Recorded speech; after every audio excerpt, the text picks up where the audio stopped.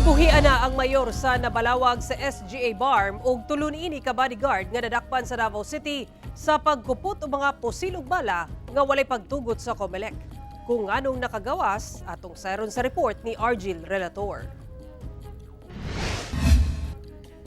Gikumpirma ni Davao City Police Office Acting Director Police Colonel Hansel Marantan nga gibuhian na sinabalawag sa SGA Barm appointed mayor Anwag Saluang ug tulo ka bodyguards niini. Kini human nalagpas na sa 18 oras nga reglementary period apan pakyas nga ma-file sa kapulisan ang kaso tungod nagkulang matud pa og certification gikan sa Firearms and Explosives Office. Napriso ang upat sa Toril Police Station, human nakuhaan og mga baril ug bala sa pag-agi nila sa Joint Task Force Davao PNP checkpoint sa Barangay Sirawan, Davao City niadtong Martes sa gabi nga walay authority gikan sa COMELEC ubos sa pagpatuman sa COMELEC gun ban. They were released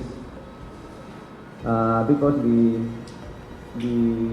policemen, the investigators were not able to secure all the necessary requirements for the inquest. But that doesn't mean na hindi na siya papailan ng kaso. So, yung kaso naman niya, we check that it's still available naman even if we are going to file it. Pipilitin na rin for the inquest. Nasuta sab nga inay upat, duha na lang ang pasakaan og kaso pinaagi sa regular filing nga mao ang mayor ug ang usa sa bodyguards niini.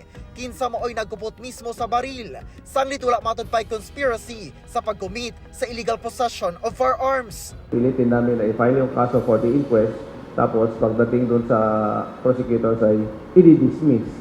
So we have a better case this time at kayang i-sustain. Mag-atubang gihapon og kaso ubos sa RA 10591 in relation to Omnibus Election Code of the Philippines ang duha. Kauban si Jojo Solarte sa kamera. Ako si Argil Relator. 1 Mindanao.